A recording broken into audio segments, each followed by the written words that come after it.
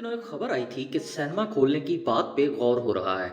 हमारा मानना है कि पाकिस्तान में सिनेमा खोलने की बिल्कुल जरूरत नहीं है, क्योंकि पीटीआई के फवाद चौधरी लोगों को पहले ही से काफी एंटरटेन कर रहे हैं। अभी पिछले जोक का मजा खत्म नहीं होता कि अगला लतीफा मार्केट में फेंक देते हैं। और पीटीआई में सिर्फ फवाद साहब ही अवाम के एंटरटेनमेंट का ख्याल नहीं रख रहे, बल्कि बजाते खुद इमरान खान साहब भी इस बात का भरपूर ख्याल रखते हैं कि अवाम के लबों पे मुस्कुराहट जरूर रहे। लेकिन आज का प्रोग्राम फवाद चौधरी के नाम इतना कॉमेडी मटेरियल देने पे यूट्यूब टिकटॉकर सब हुकूमत के शुक्रगुजार हैं। कहाँ मिलेगा यार इतना मटेरियल।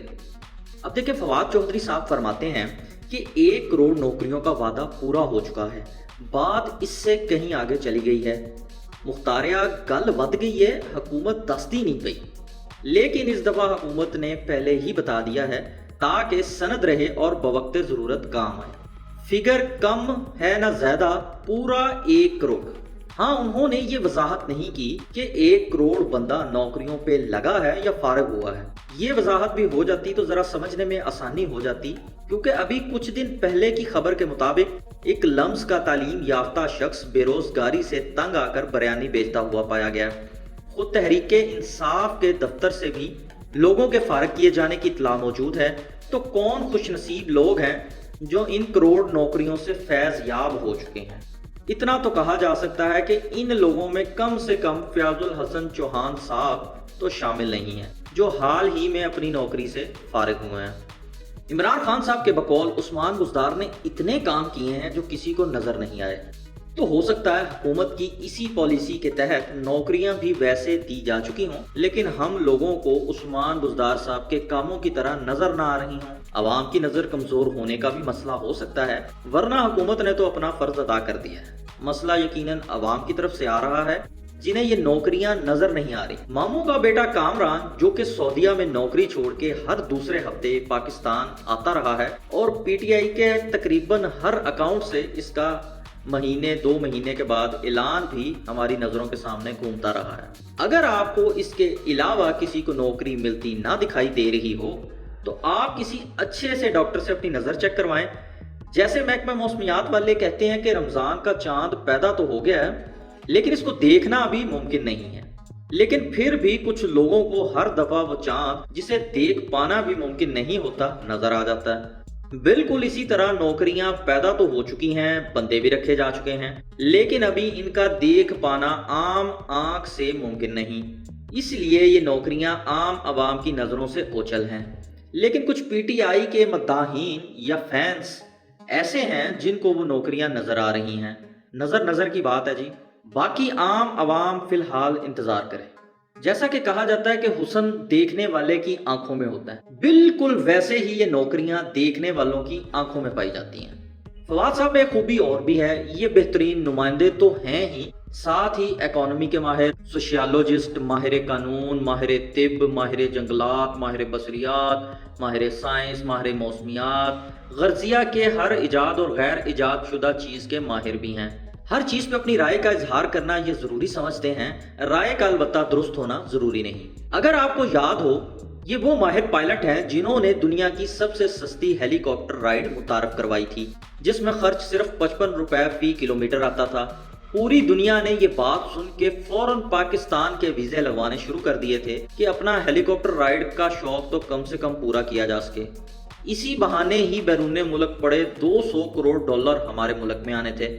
मुराद सईद साहब ने इसी तरफ इशारा किया था, यही मास्टर प्लान था, लेकिन बेवकूफ अवाम ने इसको संजीदा नहीं लिया। अवाम अगर साथ देती तो इस हेलीकॉप्टर राइड से मुल्क के सारे कर्जे भी अदा हो जाते और बजट भी सरप्लस में चला जाता।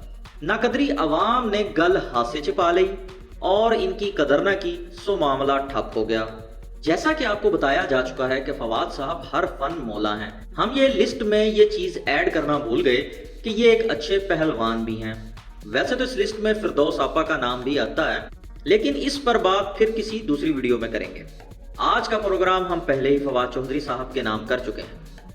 फवाद फ्री मार्शल आर्ट्स के एक बेहतरीन खिलाड़ी भी रह चुके हैं। यकीन नहीं आता तो अपने खरा सच वाले मुबशर लुकमान और समी इब्राहिम से पूछ लीजिए। وہ آپ کو پوری تفصیل سے بتائیں گے کہ فواد صاحب کا ہاتھ کتنا بھاری ہے، کیونکہ وہ دونوں ہی ان کے ہاتھ سے فیض یاب ہونے کا شرف حاصل کر چکے ہیں۔ مبشر صاحب نے یوٹیوب پہ فواد صاحب پہ کچھ الزامات دھرے تھے۔ ان کی ملاقات ایک ولیمے میں فواد صاحب سے ہو گئی۔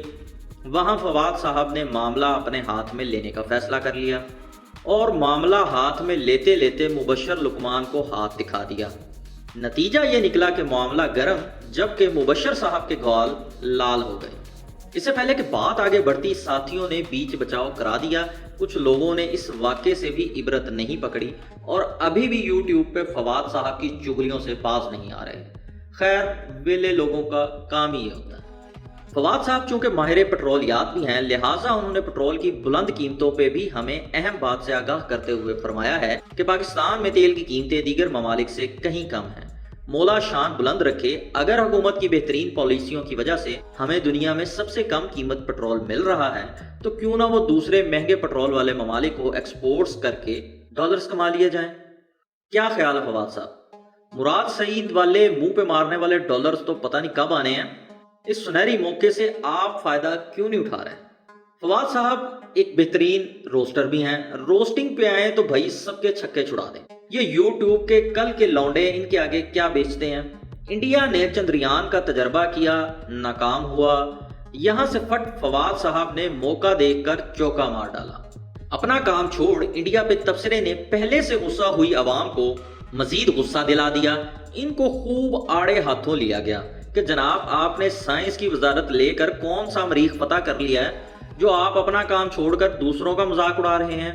وہ تو عوام کی وجہ سے انہوں نے کچھ پسپائی اختیار کر لی، ورنہ ٹی آر پی لینے والی کوئی حرکت انہوں نے شاید ہی چھوڑی ہو۔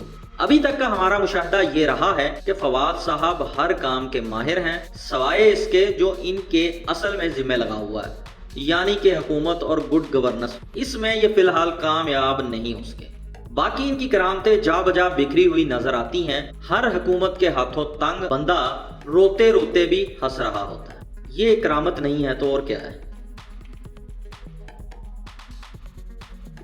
ویسے تو خیر ان کی بے شمار باتیں ابھی بھی باقی ہیں، لیکن ویڈیو کو چھوٹا رکھنے کے لیے فی الحال بات کو یہی ختم کرتے ہیں۔ چینل کو سبسکرائب کرنا مت بھولیے گا، ویڈیو پسند آئے تو لائک اور شیئر لازمی کیجیے گا۔ You guys have been wonderful audience. Thank you very much. See ya.